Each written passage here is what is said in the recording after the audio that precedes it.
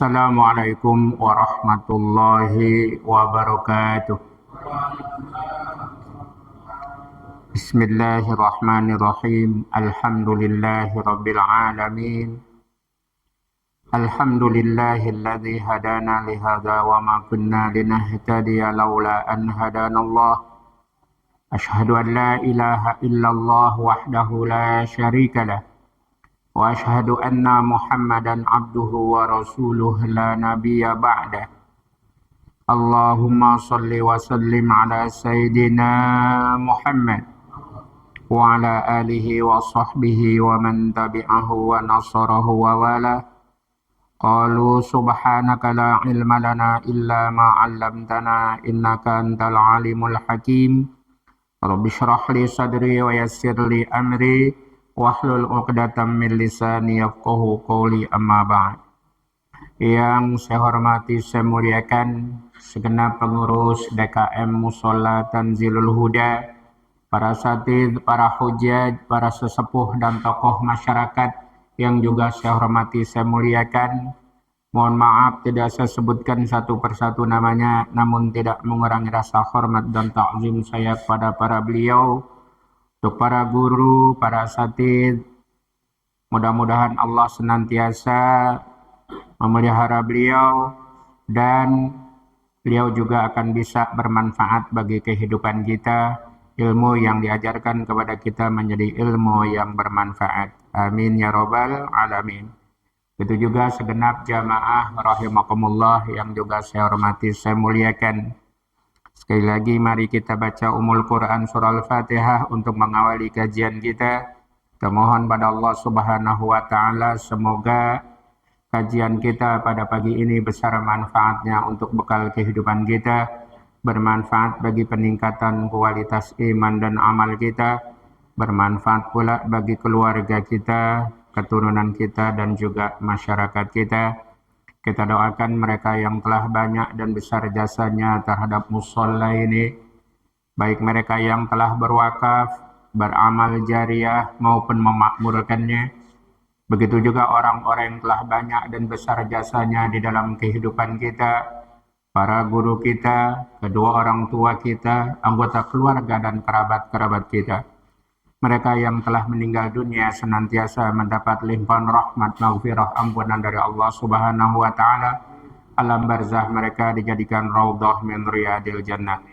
Yang lainnya yang masih hidup bersama kita yang turut mendoakannya, Allah senantiasa membimbing kita dengan hidayah dan taufik-Nya sehingga perjalanan kehidupan kita ke depan selalu berada di dalam jalan yang diridhai Allah Subhanahu wa taala.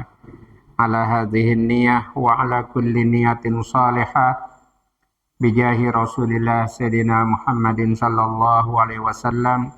Al-Fatihah. A'udzu billahi minasy syaithanir rajim. Bismillahirrahmanirrahim. Alhamdulillahi rabbil alamin. Ar-Rahmanir Rahim. Maliki yaumiddin. Iyyaka na'budu wa iyyaka nasta'in. Ihdinas siratal mustaqim. Siratal ladzina an'amta 'alaihim ghairil maghdubi 'alaihim waladdallin. Amin. Jamaah rahimakumullah. Kajian kita pada pagi ini masih di surah Hud. Pada pagi ini kita mulai dari ayat 40. Surah Hud ada juz ke-12. Ada di juz 12. Suratnya surat yang ke-11, surah Hud. Kita mulai dari ayat yang ke-40. Hatta iza jaa amruna, dari situ. Ya, hatta iza jaa amruna. Ayatnya ayat 40. Kalau halaman nggak tahu, udah beda-beda. Ya, saya nggak seperti Ustaz Hadi Hidayat. Halaman dihafal sampai baris keberapa, di atas apa di bawah, beliau ini cerdas luar biasa beliau. Ayat 40. Juznya juz 12. Juz 12 surat Hud. Suratnya surat yang ke-11.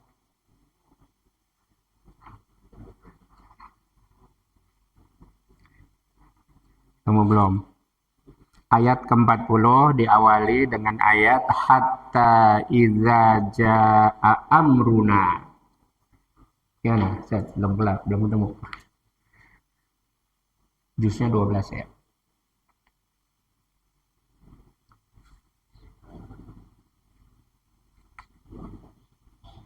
Ketemu? Iya. Mudah-mudahan ketemu ya. Yang lain udah ketemu ya? Dah. Kita baca dulu bareng-bareng ya. A'udzu billahi minasy syaithanir rajim.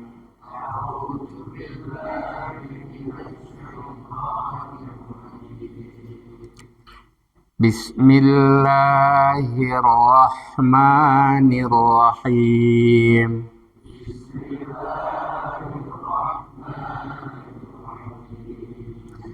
Hatta idza jaa amruna wa faratan nur.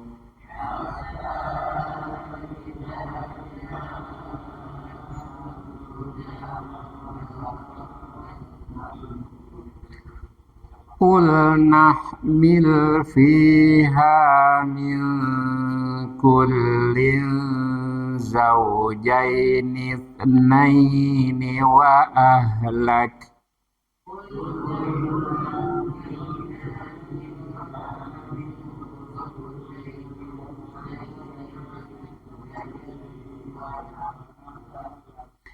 Illa man sabaqa alaihi al-qawlu wa man aman.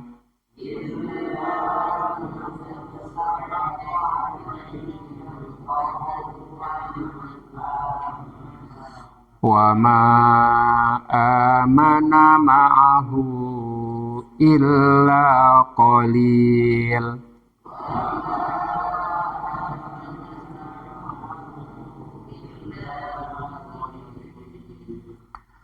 Wa qala rkabu fiha bismillahi majriha wa mursaha.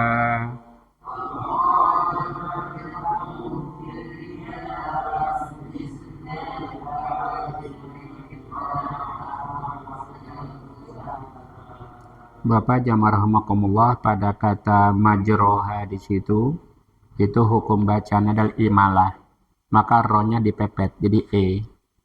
Jadi tidak kita baca majroha, tapi kita baca majreha. Ya, itu imalah hukum bacaan tadi. Ya, cuman ada satu-satunya di sini aja. Ya, imalah. Jadi bacanya majreha, tidak majroha. Ya, kita ulang ya. Wa qala rkabu fiha bismillahi majriha wa mursaha.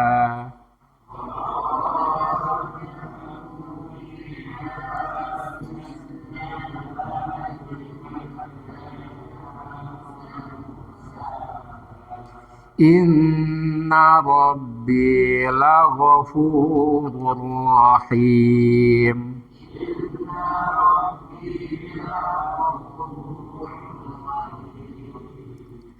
Wa hiya tajri bihim fi mawjin kal jibal.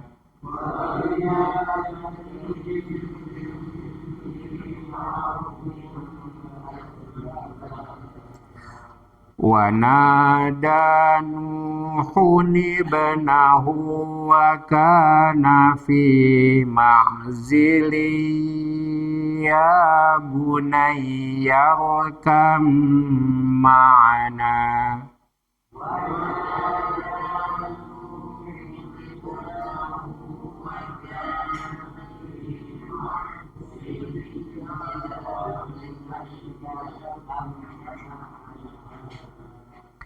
Ya bunayya arkam ma'ana wa la takun ma'al kafirin.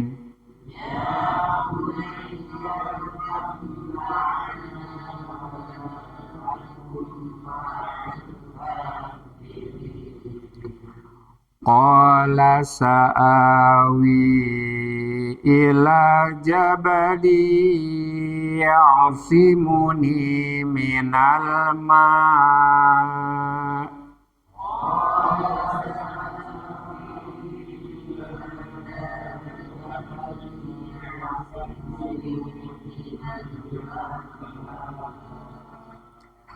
Qala la asimal yawma min amrillahi illa marrahim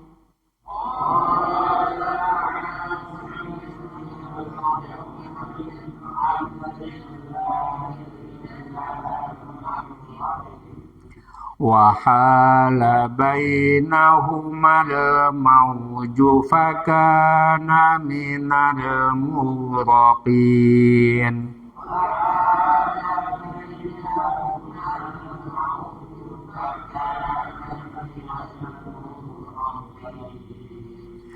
وقيل يا أرض ابلعي ماءك ويا سماء أقلعي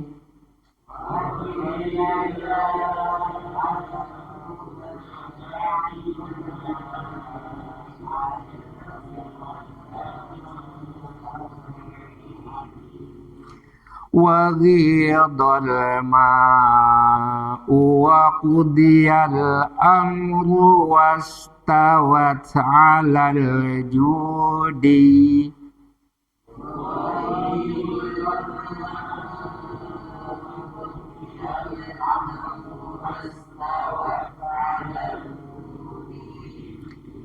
وقيل بعدا للقوم الظالمين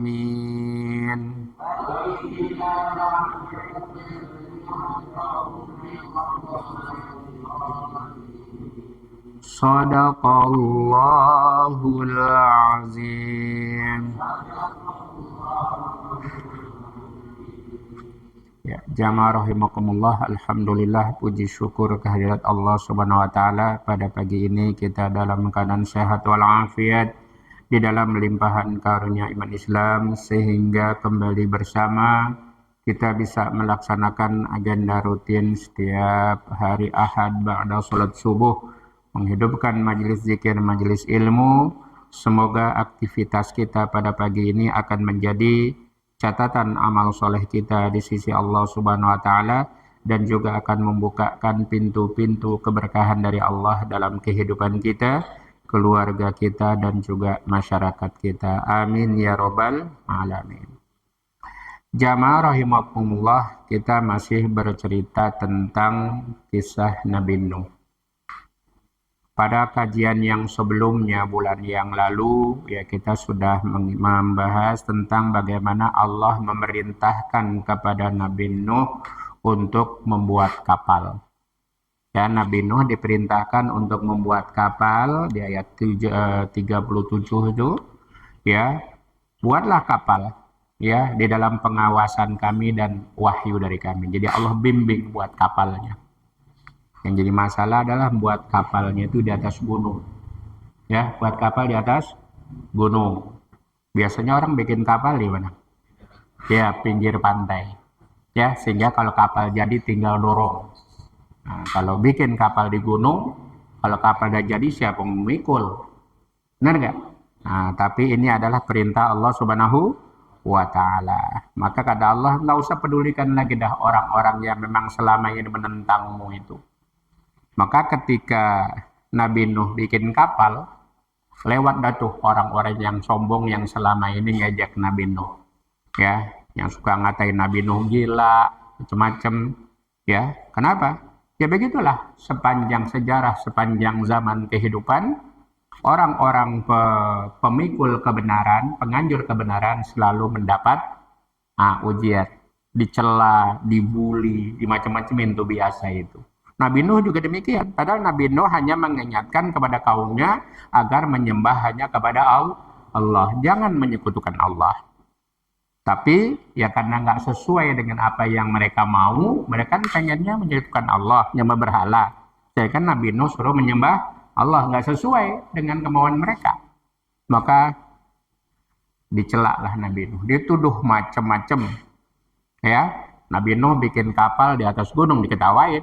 Lewat itu di sini di ayat ke 38-nya, ketika mereka nih orang-orang tokoh-tokoh masyarakat yang bandel-bandel ini, yang lewat Nabi Nuh diketawain. Barangkali ditambah celaan tuh, bisa diketawain dicela dah. Emang dari dulu gue bilang Nuh gila, bikin kapal di gunung. Nah enggak? Kata Nabi Nuh, ya oke dah, sekarang silakan kamu ketawain. Nanti saya akan menertawakan kalian. Gitu. Ya, jadi kalau ada orang bener diketawain, diejek, biarin aja udah. Ya, kita nggak usah kita berkeras ribut jadinya. Ntar juga lama-lama udah ketahuan kebenaran baru nyesel dia. Penyesalan itu selalu ada di belakang. Benar nggak?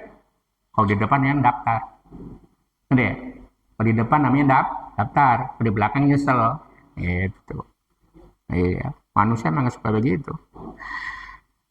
Maka kata Nabi Nuh di ayat selanjutnya itu ketika Nabi Nuh gitu ya, sekarang silakan ketawain, ntar gilir kami menertawakan kalian. Nanti kalian baru tahu siapa nanti akan kena azab. Selama ini kami ingatkan jangan sampai azab turun dari Allah karena kamu selalu menentang Allah. Alah mana azabnya? Gue tungguin. Gitu. Orang kalau sombong itu diingatkan begitu bukannya sadar. Gue tungguin.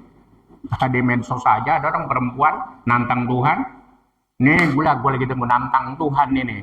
Mana tuh yang Allah itu katanya. Gitu, macam-macam berani betul dia. Dia lupa dia bakal mati. Benar gak? Makanya kalau ada orang sombong diingetin, dibilangin kagak ngerti-ngerti. Kadang galakan dia, diingetin malah marah. Emang lu siapa berani bilangin gua? Kan bisa begitu, bisa gak? Bisa. Siapa kamu? Kenapa kamu? Wah, habis sudah. Ada kesombongannya. Diingetin kagak ngerti-ngerti, diamin aja gak lama dia mati. Mati gak? Iya, dia ada kepada Allah. Maka itu kata Nabi, silakanlah. Nanti kau bakal tahu siapa nanti yang akan kena azab. Gitu.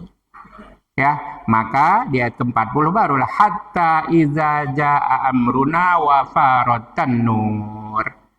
Maka ketika perintah Allah itu datang, itu wafarot tanur, di sini jelaskan bahwa lalu mata air pun memancar di tanurnya. Tanur itu di sini dijelaskan di tafsirnya ini adalah bahwa api abadi yang berasal dari matahari yang masih terkandung di dalam perut bumi merupakan sebuah tanur atau dapur raksasa yang memanaskan air yang ada di dalam saluran-saluran di dalam tanah sampai mendidih.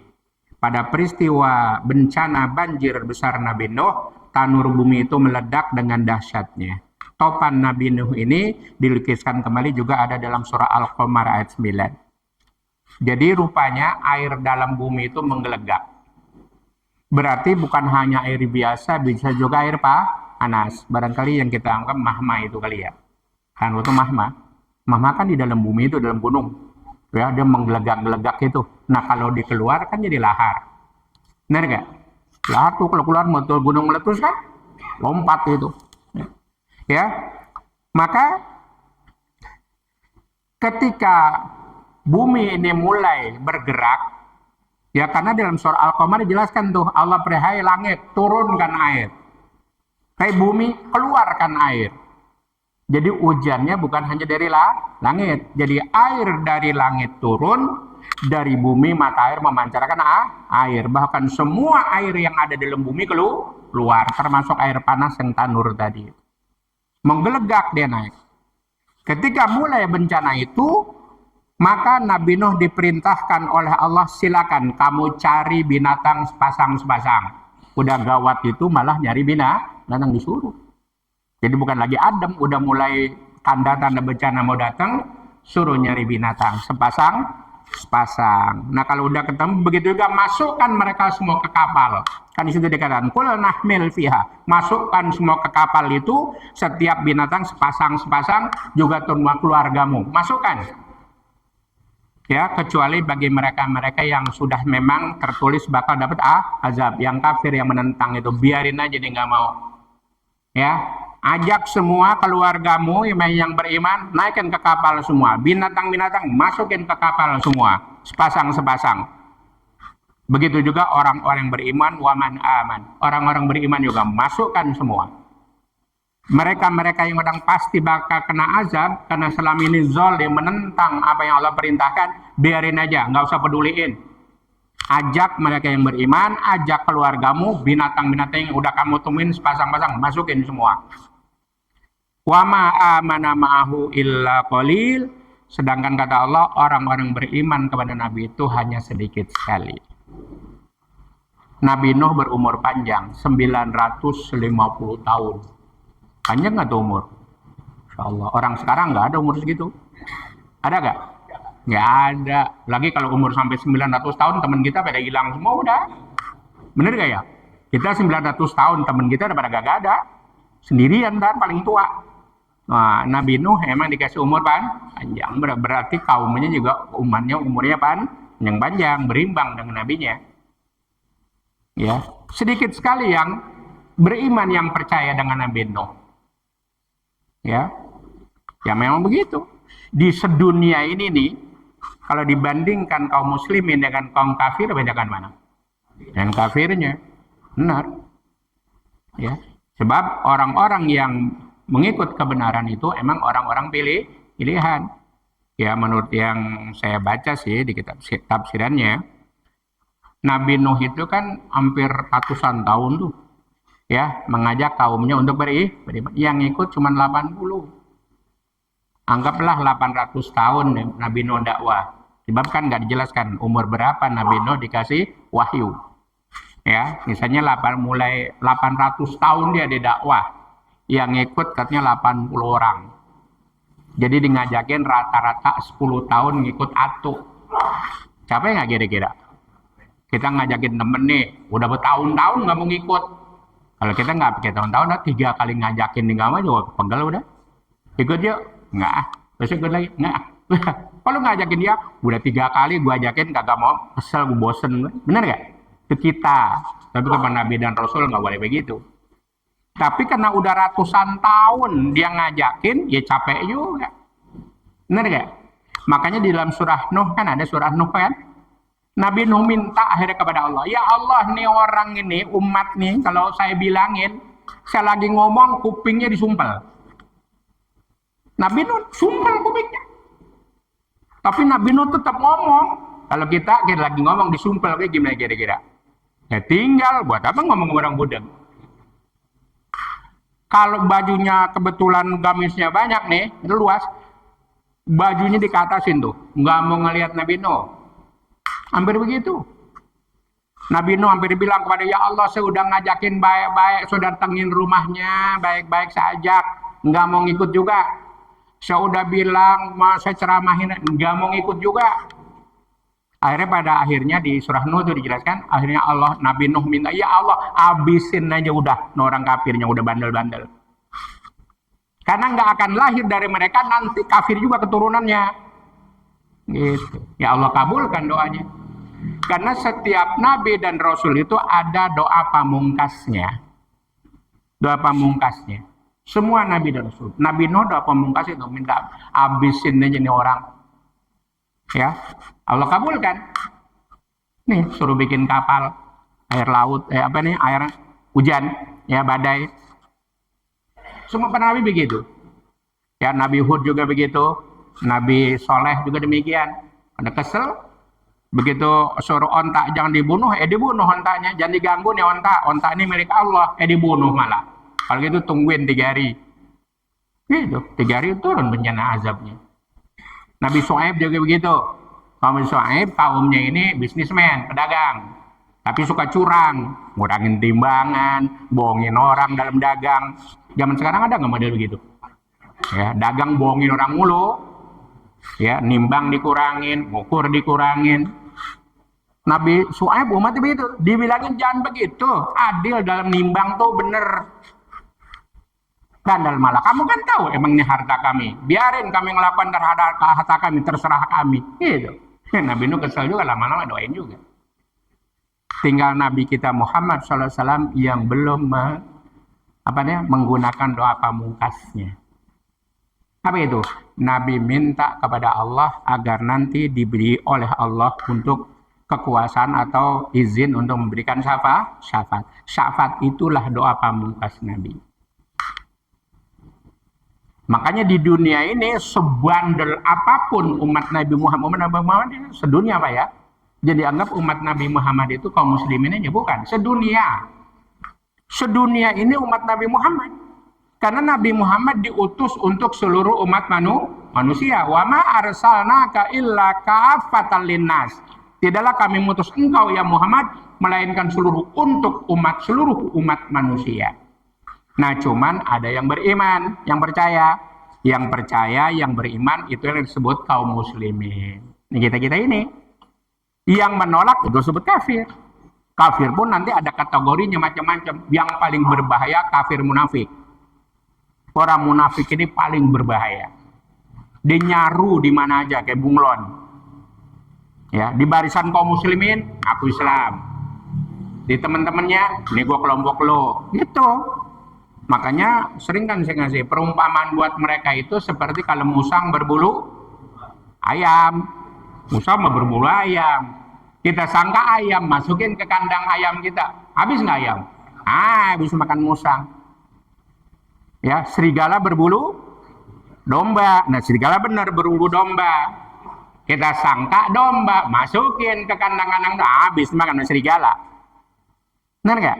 Nah, itu kemana dia nemplok, di situ dia berubah.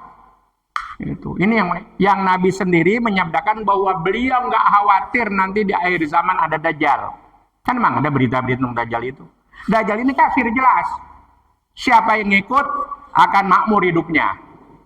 Dikasih fasilitas semua. Tapi siapa yang tentang Dajjal akan dimatiin, dibunuh. Sekarang udah ada apa belum? Wallahu alam. Mungkin calon-calon Dajjal aja yang banyak. Ya kan kalau orang nolak bener, salahin, dipitnah, itu segala macam. Bisa nggak? Bisa. Ya. Yang Nabi khawatirkan di akhir zaman ini orang munafik yang alim. Munafik itu menyembunyikan kekafirannya, memperlihatkan seolah-olah beriman. Dia kafir sebenarnya, tapi pakai peci putih, pakai baju koko, pakai kain sarung, sorban, kita jalan sampaikan Pak Haji, ngerti bukan? Bisa nggak begitu?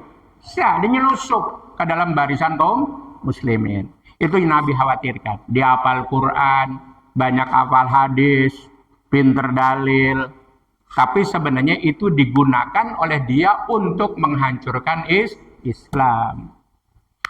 Dia alim, tapi bencinya kepada Islam luar biasa. Ya kan belum lama kejadian ada. Ngomong baca amin aja takut. Waladhdallin, diem katanya sih begitu. Ngucap syahadat. Kita syahadat kan asyhadu alla ilaha illallah, telunjuk satu. Masa begini? Nggak bisa.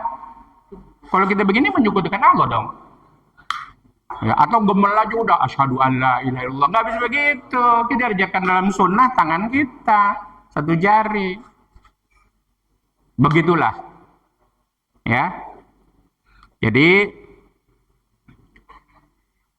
dari tadi, jadi Allah perintahkan, ya, air dari langit turun, dari darat keluar mata air, ya, keluar mata air, ya. Yang beriman pada Nabi Nuh dikit aja. Kemudian kata Nabi Nuh selanjutnya, waqala irkabu fiha bismillahi majreha wa mursaha. Irkabu fiha, naiklah kalian semua ke kapal. Sebutlah nama Allah. Selamat berlayar, selamat berlabuh nanti. Jadi ketika berlayar, ketika berlabuh, sebutlah nama Allah. Inna rabbi laghafurur rahim. Sungguh Tuhanku itu maha pengampun lagi maha penyayang. salah-salahmu yang dulu ya udahlah. Karena kamu udah beriman, masuk semua ke kapal, kamu akan selamat. Ya. Maka wahiyat tajri bihim fil mafi maujin kal jibal. Maka berlayarlah perahu ini. Ya. Sampai air itu juga sampai ke gunung. Jadi bisa berlayar aja ya. Tadi kapalnya kan di atas gunung. Ini air ini sampai ke gunung, sampai ke puncak gunung. Ya gimana nggak mau sampai ke atas gunung? Hujannya 40 hari 40 malam. Dari atas turun air, dari dalam bumi keluar mata air. Kalau ini terjadi di Jakarta, kelelep Jakarta. Kelelep nggak kira-kira? 40 hari 40 malam. Jangankan segitu, 24 jam aja. Dari atas turun, luar biasa air banyak. Dari dalam air, dari dalam tanah keluar. Kelelep nggak kira-kira Jakarta? Kelelep. Tapi ingat, apa kata Allah? Umat Nabi Muhammad ini memang ada dua keistimewaan. Yang pertama, Allah tidak akan mengazab umat ini. Mengazab itu merata ya. Kalau cuma satu ada gunung meletus, bencana itu. Ya, umat ini tidak akan diazab oleh Allah ketika Nabi Muhammad masih ada bersama mereka. Makanya baca sejarah Nabi Muhammad, nggak ada kampung yang dinyungkir balik di zaman Nabi. Nggak ada kan? Bahkan malaikat aja waktu Nabi disambitin tuh di Taif. Ya, di Taif nih, disambitin. Nabi yang berdarah-darah tuh. Malaikat penjaga gunung yang kesel. Turun ngadap Nabi. Ya Rasulullah, kalau kau izinkan saya angkat di gunung, segencet nih penduduk Taif. Nabi, jangan. Ya, mereka nggak tahu bahwa yang saya sampaikan benar. Biarin dah kalau sekarang bapak-bapak mereka pada nggak percaya. Saya harapkan nanti ada keturunan-turunan mereka yang percaya, yang beriman. Kan bisa kejadian gitu kan? Bapaknya kafir, anaknya beriman, ada gak? Ada. Maka Nabi angkat tangan, berdoa kepada Allah. Ya Allah, ya, istilahnya selamatkan kaum ini. Ya, bahwa mereka nggak tahu.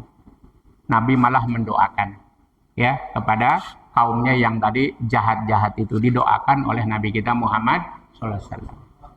Ya. Yang kedua, umat ini tidak disiksa ketika di bumi ini masih ada yang istighfar. Selama di muka bumi ini masih ada yang istighfar, kampung itu tidak akan diazab. Makanya bersyukurlah kita. Masih banyak masjid-masjid, musola-musola yang di dalamnya banyak orang istighfar. Banyak nggak? Sebenarnya yang meredam azab itu adalah istighfar. Istighfar. Tuh lihat, Jakarta Kota, Jakarta Barat itu. Ya, itu kan masih ada banyak masjid.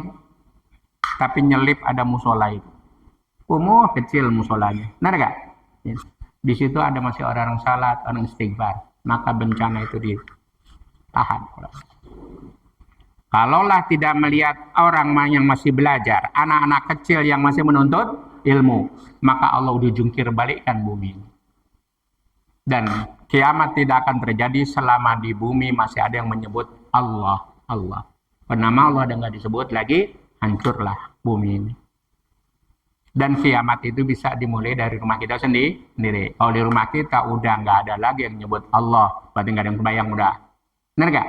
Nggak ada yang baca Quran, tandanya rumah kita di kiamat duluan. Udah jadi kuburan rumah kita. Ya, oleh karena itu jagalah rumah kita. Ya, benar nggak? Berikan cahaya rumah kita. Nawiru manazilakum bisolah watilawatil Quran, kata Nabi. Berikan rumahmu cahaya, biar terang dia kelihatan dari langit. Dengan sholat dan baca Quran. Ya. Ya tadi Nabi itu sampai berdoa tuh ketika mau digencet itu penduduk Taif. Apa kata Nabi? Allahumma, baru keingetin doanya tadi saya lupa. Allahumma hdi qaumi fa innahum la ya'lamun. Ya Allah, berikan petunjuk kepada kaumku karena mereka saat ini nggak tahu. Ya, yang saya sampaikan itu benar. Dan pada akhirnya kan Taif akhirnya banyak pada beriman kemarinnya. Ya, begitulah. Jamaah rahimakumullah, air akhirnya sampai itu ke gunung. Nabi Nuh melihat anaknya ada di gunung, belum naik ke kapal. Ya, menurut riwayat anaknya namanya Kan'an, bukan Kanan ya, Kan'an. Kata Nabi Nuh, wa nada Nuhun ibnahu wa kana fi ma'zilin. Ya. Nabi Nuh itu ya memanggil, menyeru anaknya. Wa kana fi ma'zilin, ini anaknya kebetulan lagi nyelip aja gitu dah di sela-sela pohon. Kan air lagi naik nih. Ya, akhirnya kata Nabi Nuh, ya bunayar kamana, hai anakku mari naik ke kapal. Naik ke kapal. Wala takum ma'al kafirin, jangan kalian bersama orang-orang yang kafir itu. Ya. Ya karena ada mau naik kan bareng pada pegangan pohon biasanya. Benar gak? Ini anaknya kelihatan tuh lagi pegangan pohon nyelip di situ. Sama yang lain-lain kafir itu. Nah, sini nak semua, ayo naik ke kapal. Apa kata anaknya? Qala sa'awi ila jabali ya'simuni minal ma'. Enggak, saya mau naik aja ke atas gunung. Airnya enggak bakalan nyampe. Gitu. Ini anak bandel juga ya. Anak Rasul loh. Pasti dididik ya? Pasti. Enggak mungkin Nabi enggak mendidik anaknya. Benar enggak? Tapi emang kadang bisa kejadian. Bapak emaknya orang baik-baik. Anaknya kurang ajar banget, bandel. Bisa enggak begitu? Bisa. Bapaknya rajin sholat, emaknya rajin sholat, anaknya tukang mabuk. Bisa begitu? Bisa.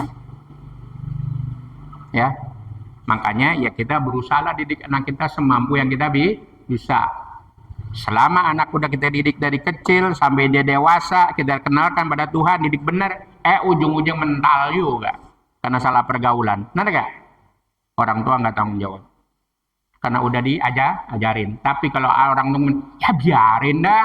Suka-suka dia, mau agama mana, semua agama kan sama, biarin aja. Kalau anak yang jadi kafir, orang tua yang tanggung jawab. Ya. Makanya Nabi Nuh, apa katanya? Laqala la asimal yauma min amrillah illa man rahim. Maka ketika anaknya, enggak ayah, saya mau di sini aja. Air nggak bakalan nyampe. Kata Nabi, nggak bisa, hari ini nggak ada yang akan selamat, nggak ada. Kecuali orang-orang yang dirahmati Allah. Ini bencana sudah Allah jadikan, ini perintah Allah, ini banjir sampai ke gunung ini, nggak akan ada yang selamat kecuali yang Allah rahmati. Siapa? Ya mereka yang ada di kapal. Wahala bainahumal mauju fakana minal mughraqin. Pada akhirnya ketika Nabi Nuh lagi ngomong gitu, air nyambur ke atas. Anaknya kena, pisah dah Nuh sama anaknya. Anaknya termasuk fakana minal mughraqin, termasuk orang yang ditenggelamkan. Nauzubillah min zalik ya. Kejadian itu. Anak khianat sama bapaknya. Bapaknya Rasul, anaknya durhaka. Bukan nggak sedih, Nabi Nuh sedih lah. Ya. Kemudian ayat selanjutnya waqilah. Kemudian Allah berfirman. Pan ini rupanya bencana, emang udah kelep semua orang-orang kafir mati, habis, yang selamat tinggal di kapal saja. Ya ardu bla'i ma'aki wa ya sama waqli'i wa ghidal ma'. Gitu. Kata Allah, hai bumi, telan air. Serap semua itu air yang lagi banjir itu. Jadi benar kata Anis ya, air itu nyerap ke dalam tanah. Gitu. Allah perintah, air, bumi, telan tuh air. Langit, berhenti, jangan nurunin air lagi udah. Patuh nggak kira-kira langit? Jelas patuh lah. Ya. Makanya kadang udah mendung banget, nggak jadi hujan. Benar nggak? Lagi panas terang benderang, tahu hujan. Bisa nggak gitu? Bisa. Kemarin tuh Masya Allah, sekitar jam 4 jam 5 itu hujan luar biasa. Geledek dan petir. Ya untungnya sih cuma 1 jam. Nah kalau 24 jam, lelep gitu. Benar nggak? Tuh. Ya. Kemudian, ya, air pun surut. Lagi dolma, surutlah air. Ya. Maka pada akhirnya wastawat alal judi, maka perahu pun mendarat di Bukit Judi. Nah, ini ada tafsirannya.